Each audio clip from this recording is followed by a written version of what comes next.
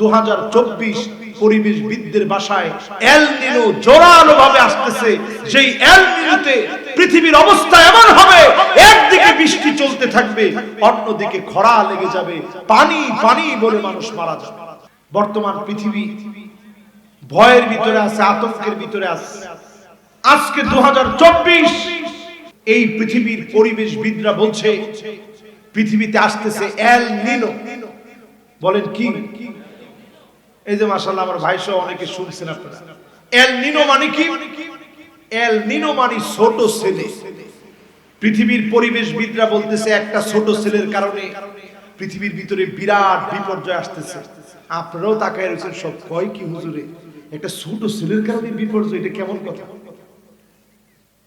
তাহলে বিষয়টা বোঝার চেষ্টা করেন। সর্বপ্রথম পেরুতে একজন জেলে গেছে মাছ ধরার জন্য, জাল ফেলছে। জাল যখন টানতেছে হঠাৎ করে দেখে এক জায়গার পানি প্রচন্ড গরম, সমুদ্র পৃষ্ঠের পানিগুলা গরম হয়ে গেছে, অন্য জায়গার পানি ঠান্ডা। ওই জেলে তো জানে না, সে আইসা সবার সাথে গল্প করতেছে যে একটা এল নিনো দেখে আসছি, এটা ছোট বাচ্চার মতো একটা জায়গা, পুরাটা গরম হয়ে গেছে, কি অবাক বিষয়।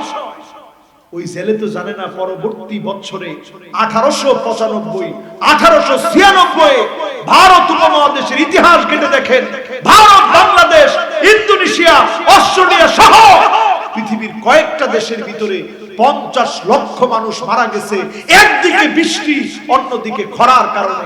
এই রকম আযাব যখন পৃথিবীতে আসতেছে, এই আযাব আর গজবের সময় আপনি আমি যদি বলি আওয়ালা ইয়ারাউনা আন্নাহুম ইফতানুনা ফি কুল্লি আমিন মাররাতান আও মাররাতাইন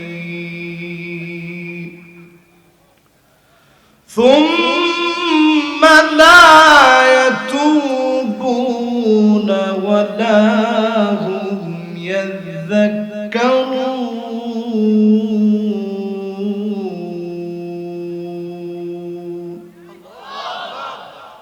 এই মাহফিলে আলোচনা শুনে বাঁচার জন্য যদি একজন লোক তাওবা করে, নামাজ পড়ে, হতে পারে যিনি আমার উপর থেকে আযাব উঠায় নেবেন তিনি কে?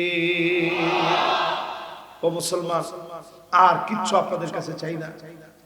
জীবনে আর কোনোদিন দেখা হবে কিনা তাও জানি না। ওই যে কথাটা বলছে আমার ভাইও, শেষ কথা বলছে, এটা আমরা প্রতিনিয়ত গাড়িতে চলি।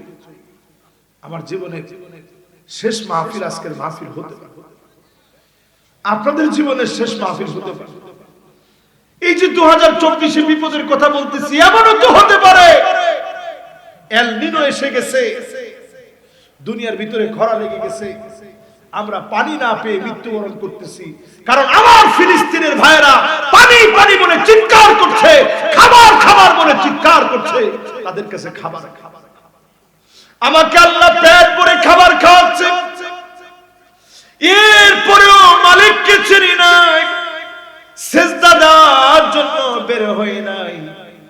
আজকে যদি মাহফিলটা শুনে নিয়ত করেন, মালিক আজ থেকে অবনত চিত্তে আপনাকে মেনে নিলাম, এশার নামাজ না পড়ে ঘুমাবো না, নিয়ত করে ফেললাম।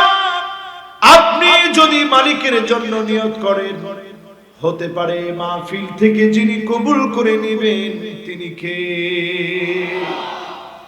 আমার মা বোনদের জন্য একই নসিহত।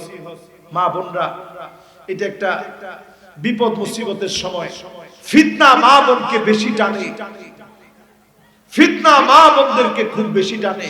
কিয়ামতের আগে ফিতনা আসবে, একেবারে সমুদ্রের ফেনার মতো ফিতনা ঢুকতে থাকবে। এখন সমাজের ভিতরে ফিতনা কম না বেশি? মা বোনদেরকে বলবো, আখেরি জামানা, শেষ জামানায় ঈমান নিয়ে, হিম্মত নিয়ে বাঁচার জন্য ঘরের ভিতরে থাকেন, পর্দার ভিতরে থাকেন। যত রকমের ফিতনা আছে, বুড়ু প্লাগ, ছেলেদের মতো পোশাক পরা, ট্রান্সজেন্ডার, এরকম হাজারো ফিতনা আসবে। সবশেষে দাজ্জালের ফিতনা আসবে, ডাইরেক্ট কবর থেকে বলবে কুম বিইذনি, আমার অর্ডারে দাঁড়িয়ে যা। মানুষ জীবিত হয়ে যাবে। এরকম ম্যাজিক দেখলে মহিলা মানুষ আগে দৌড় শুরু করে। এই জন্য আজকের এই মাহফিল থেকে আমার মা বোনদেরকে বলি, জান্নাত আপনাদের জন্য বড় সহজ।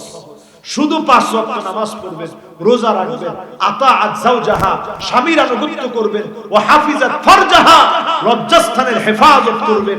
একটা না দুইটা না, 8টা দরজা খোলা হয়ে যাবে। মালিক বলবে কোন দরজা দিয়ে পছন্দ জান্নাতে চলে যাও। জোরে করে সুবহানাল্লাহ।